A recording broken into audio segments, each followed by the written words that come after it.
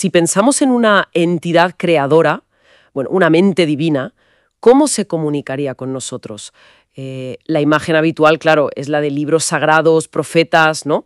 Revelaciones así verbales. Sí, eso es lo típico. Pero, a ver, detengámonos un instante. Un ser todopoderoso, si quisiera, podría hablar directamente a cada conciencia, ¿verdad? Sin filtros, sin ambigüedades. Claro, tendría sentido. Y sin embargo, esa comunicación tan directa, universal y clara, pues parece que no se da así, ¿no? No de esa manera tan obvia, desde luego. Hoy nos vamos a sumergir en unos textos muy, muy sugerentes que nos llegan de los siglos XVI al XVIII, figuras clave del pensamiento moderno, ético, jurídico, político, científico también, Mentes brillantes, sí. que imaginaron la voz de Dios de maneras, pues, radicalmente distintas a la tradición. Vamos a explorar esas perspectivas alternativas. Y el objetivo es precisamente entender cómo estos pensadores encontraron esa comunicación no tanto en textos escritos, sino, digamos, incrustada en la propia razón humana, Ajá. o en las leyes que parecen gobernar la naturaleza, en la asombrosa armonía matemática del universo, o incluso en esa brújula interna, la conciencia moral, el anhelo de justicia. Interesante. Pero también, y esto es crucial, tocaremos el tema de la prudencia. Hay que entender el contexto.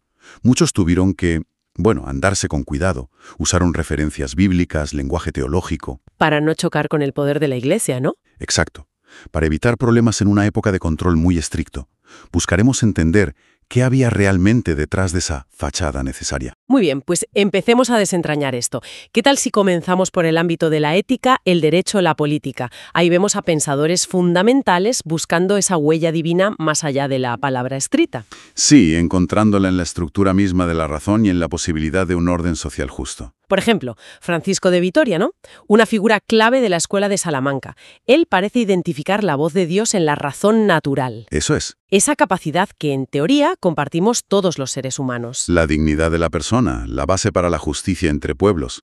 Vitoria creía que esto no venía principalmente de las escrituras. No, venía de esa racionalidad innata, que sería como un don divino, ¿no? Claro. Y la conciencia moral, ese impulso al respeto mutuo, esa sería la verdadera comunicación divina para él. Era algo muy fuerte, que el orden moral y jurídico natural tendría validez et si Deus non daretur, o sea, incluso si Dios no existiera. Vaya. Pero ojo, él considera que la razón, esa facultad que nos permite entender el derecho natural y buscar la paz, es la forma más sublime en que lo divino se manifiesta en nosotros. La justicia universal como reflejo de una armonía superior. Es fascinante esa conexión entre razón y divinidad, pero no todos iban por ahí exactamente. Pensemos en Spinoza. Baruch Spinoza dio un paso mucho más radical, ¿verdad? Con su famosa identificación. Deus sive natura. Spinoza es rompedor. Dios o la naturaleza. Para él son la misma cosa. Dios es la naturaleza. Sí. Rompe con la idea de un Dios personal que da órdenes. Para Spinoza, Dios es el orden eterno, inmutable, de las leyes naturales. No habla como nosotros entendemos hablar. ¿Y entonces cómo se comunica? Se expresa a través de la estructura misma de la realidad. Comprender el mundo racionalmente, vivir en armonía con esas leyes naturales, esa es la única religiosidad auténtica. La única forma de escuchar a Dios, sin dogmas, sin intermediarios. Es una visión profundamente inmanente. Claramente un enfoque muy distinto al de, pongamos, Immanuel Kant, ya a finales del XVIII. Aunque ambos tiran de la razón, Kant parece encontrar esa comunicación divina en otro sitio, ¿no? Exacto. Kant la sitúa en la estructura misma de nuestra conciencia moral. Ahí dentro. Ajá. La comunicación divina no necesita venir de fuera, dice él. Reside en la ley moral interna, el famoso imperativo categórico. El deber por el deber. Eso es. Ese sentido del deber, esa voz interior que nos dice qué es lo correcto, más allá de nuestros deseos o las consecuencias. Eso es para Kant el lenguaje silencioso de lo trascendente. No es un Dios que interviene activamente, sino cuya presencia se siente en esa exigencia moral incondicional. Una autonomía moral, sí, pero con un eco de lo absoluto. Vemos entonces un abanico interesante. Vitoria y la razón natural compartida, Grocio y la razón jurídica universal, Spinoza y la naturaleza misma, Kant y la ley moral interna. Todos parecen coincidir en algo clave. ¿En qué? en que la comunicación esencial de lo divino no es verbal ni externa. Precisamente. Esa es una transformación clave del pensamiento moderno. La idea de revelación se interioriza o se naturaliza, por así decirlo. Deja de ser un mensaje dictado desde arriba. Exacto. Y se convierte en algo que se descubre a través de la propia capacidad humana. Razonar, sentir moralmente, buscar un orden justo. Dios, si quieres llamarlo así, ya no habla, sino que se entiende o se experimenta a través de nuestra propia naturaleza y la del cosmos. Y eso nos lleva directos al otro gran escenario de esta transformación, la revolución científica. Ajá. Si los filósofos morales y políticos buscaron a Dios en la razón y la justicia, ¿dónde lo encontraron los grandes científicos de la época? Kepler, Galileo, Newton. Pues literalmente, lo encontraron en los cielos y en las leyes que los gobiernan. Para ellos, el universo mismo era el gran libro de Dios. Pero no escrito con letras. No, escrito con matemáticas, con geometría, con armonía. La observación empírica y el razonamiento matemático se convirtieron en las herramientas para descifrar ese lenguaje cósmico. Pensemos en Copérnico. Su modelo heliocéntrico no fue solo una revolución astronómica, ¿verdad? Para él tenía una dimensión más profunda. Totalmente. Creía que Dios se expresaba en la belleza y la simplicidad matemática del cosmos. Reordenar los planetas, poner al Sol en el centro, era descubrir la verdadera armonía de la creación. Una revelación del diseño divino, vamos. Y Johannes Kepler fue aún más lejos en esto, creo. Sí, Kepler estaba obsesionado con encontrar las armonías matemáticas del universo. Sus famosas leyes del movimiento planetario no eran solo fórmulas frías, eran para él las notas de una sinfonía cósmica. Una sinfonía compuesta por Dios. Algo así. Creía que la geometría era coeterna con Dios, su lenguaje sagrado. Entender esas proporciones era literalmente leer la mente del Creador. Leer la mente del Creador a través de las matemáticas. Eso conecta directamente con Galileo Galilei, claro, y su famosa frase de que el universo está escrito en lenguaje matemático. Exacto. Galileo defendió con pasión que la razón humana, armada con las matemáticas, podía descifrar los secretos del universo. Él hablaba de dos libros, ¿no? Sí, los dos libros de Dios, el de las Escrituras y el de la naturaleza. Pero decía que mientras el primero a veces usa un lenguaje adaptado, más popular, digamos, el segundo, El de la naturaleza. está escrito con caracteres matemáticos, triángulos, círculos, y solo se puede entender con la razón y la observación rigurosa. Cada descubrimiento científico era en cierto modo una conversación silenciosa con la mente divina a través de ese lenguaje preciso. Entonces, tenemos a Copérnico viendo la armonía, Kepler las proporciones matemáticas, Galileo el lenguaje geométrico. Y luego llega Isaac Newton, que parece sintetizar mucho de esto. ¿Cómo veía él esta comunicación divina a través de la ciencia? Newton veía la mano de Dios sobre todo en la universalidad y la precisión de las leyes físicas que él descubrió. Piensa en la ley de la gravitación universal. Claro. El hecho de que unas pocas leyes matemáticas pudieran explicar tanto la caída de una manzana como el giro de los planetas, eso era para él una prueba irrefutable de un diseñador inteligente. Poderoso. Así que estudiar el universo era... No era solo ciencia, era una forma de teología natural. Un diálogo con el Creador usando el lenguaje universal de la razón y las leyes físicas. Parece que para todos ellos la ciencia no estaba reñida con una visión trascendente. Al contrario, para nada. Era una forma privilegiada de acceder a ella. Lejos de ver una oposición entre ciencia y fe, veían la investigación del mundo natural como una forma de reverencia, casi. Otros nombres que encajan aquí. Bacon, Boyle... Absolutamente. Francis Bacon, por ejemplo, insistía en la observación empírica. Decía que la naturaleza era el libro de las obras de Dios y que estudiarlo era un deber. ¿Y Robert Boyle? Boyle, pionero de la química, hablaba de su laboratorio casi como si fuera un templo. Incluso Descartes, que era más de la razón pura, veía la idea innata de Dios en nuestra mente, como la firma del artífice en su obra. Había una convicción generalizada, entonces. Sí, de que al desvelar el orden racional del universo, estaban comprendiendo el pensamiento divino. Era una idea muy potente. Muy potente, sí. Sin embargo, antes mencionamos la cuestión de la prudencia. ¿Cómo encaja eso con esta aparente armonía entre ciencia y fe que describían? Porque no todo fue tan sencillo, ¿verdad? No, en absoluto.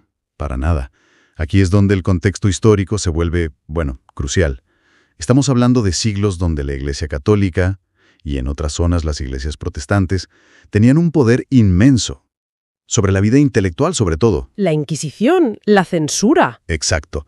La Inquisición estaba activa. La censura era una realidad cotidiana. Y desviarse de la interpretación literal de las escrituras o de los dogmas podía tener consecuencias terribles. ¿Cómo cuáles? Desde el silencio forzado, el exilio, la prisión, hasta la tortura o incluso la muerte en la hoguera. No era ninguna broma. Y eso nos lleva a una tesis importante que aparece en las fuentes que manejamos, que muchas de las referencias a la Biblia o el uso del lenguaje teológico por parte de estos grandes pensadores y científicos no siempre reflejaban una adhesión literal a esos textos, sino que a menudo funcionaban como una estrategia de supervivencia intelectual. Una especie de camuflaje, ¿no? Exactamente. Un camuflaje para ideas que, en el fondo, se basaban en la razón o en la observación empírica. Ideas que podían ser peligrosas. Pensemos en los casos más conocidos. Galileo.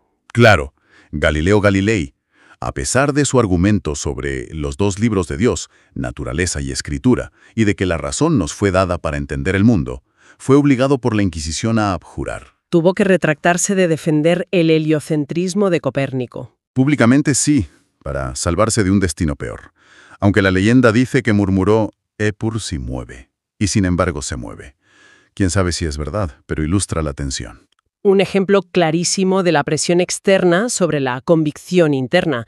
Y hubo casos aún más trágicos. Mencionaste a Giordano Bruno antes. Sí, Giordano Bruno. Quemado vivo en Roma en 1600. Sus ideas eran, muy heréticas para la época. Hablaba de un universo infinito, múltiples mundos y sobre todo ese panteísmo. La idea de que Dios estaba en toda la naturaleza. Exacto. Eso diluía la autoridad única de la Iglesia y las Escrituras. Su destino fue una advertencia brutal para cualquiera que se atreviera a desafiar los límites. Y eso tuvo consecuencias, claro. Sí. Se sabe que estos eventos influyeron en otros. Por ejemplo, Descartes decidió no publicar su tratado de física, El Mundo, cuando se enteró de la condena de Galileo. Por prudencia, evidentemente. Entonces, ¿cómo se manifestaba concretamente esa prudencia en sus escritos? ¿Cómo disfrazaban sus ideas para que pasaran la censura? Pues lo vemos de varias maneras. Descartes, como decíamos, usa a Dios como garante último de la verdad, del conocimiento claro y distinto. Eso le da un barniz teológico a su sistema que en el fondo es profundamente racionalista. Vale. ¿Y Bacon? Bacon habla del libro de la naturaleza junto al libro de Dios, sí, pero su énfasis está clarísimamente en el método empírico para leer el primero. Lo prioriza de facto. ¿Newton? Newton, aunque era profundamente religioso a su manera, veía las leyes matemáticas del universo como la verdadera revelación divina, accesible a la razón humana, más allá de lo que dijeran las interpretaciones eclesiásticas. ¿Y en el campo ético-político también pasaba? ¿Con Vittoria, Grocio, Locke? También usaban a menudo un lenguaje basado en Dios, la ley divina, la ley natural. Pero lo que estaban fundamentando en realidad eran derechos y principios basados en la razón universal, en la dignidad humana inherente. Ideas que, presentadas sin ese ropaje religioso, podían chocar frontalmente con las estructuras de poder de la época. Parece entonces que muchas de estas referencias religiosas eran, una concesión necesaria al contexto, más que una expresión directa de su pensamiento más íntimo sobre qué era realmente la revelación. Eso es lo que sugieren las fuentes al analizar el contexto histórico y los textos con cuidado. La verdadera revelación, para muchos de estos pioneros del pensamiento moderno, no parecía residir tanto en un texto antiguo, interpretado por una institución, Sino más bien, sino en la capacidad humana, la capacidad de razonar, de observar el mundo con precisión, de sentir empatía, de buscar la justicia, de maravillarse ante el orden matemático del cosmos. Esas parecían ser las vías auténticas para conectar con lo trascendente, o para entender la mente detrás de la realidad, si quieres verlo así. recapitulando un poco nuestro recorrido de hoy, hemos visto un desplazamiento extraordinario, ¿no? Sí, bastante notable. La idea de una comunicación divina, que es sobre todo verbal, externa, que viene a través de textos o profetas, pues esa idea da paso a una concepción mucho más inmanente. Ajá. Una comunicación que se percibe dentro, a través de la razón, la conciencia moral, o que se descubre en la estructura misma de la naturaleza, usando la observación, las matemáticas. Ya no se trata tanto de oír una voz que habla desde fuera. Exacto. Sino más bien de entender una estructura, una lógica, una armonía que está ahí. Precisamente. La conclusión fundamental que podemos sacar de este análisis es que el pensamiento moderno, tanto en su vertiente ético-política como en la científica, redefine la propia noción de revelación. La redefine por completo. Ya no es principalmente una palabra escrita y custodiada por una institución. Se convierte en una razón viva, inherente al ser humano, o en una naturaleza inteligible que se ofrece a la investigación. La filosofía y la ciencia se postulan en este sentido casi como nuevas formas de interpretar esa comunicación silenciosa pero muy elocuente. Y esto nos deja con una pregunta final, ¿no? Algo para que reflexionemos. Sí, una idea que se desprende de todo esto que hemos explorado. A ver qué te parece.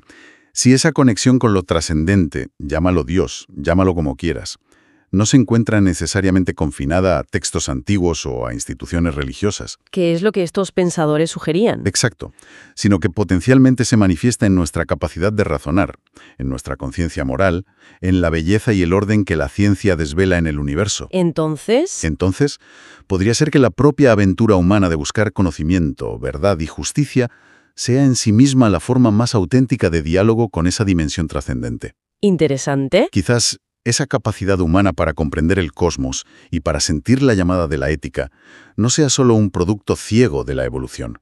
Quizás sea también la firma más profunda y personal que podríamos esperar encontrar. Es algo en lo que pensar, ¿eh?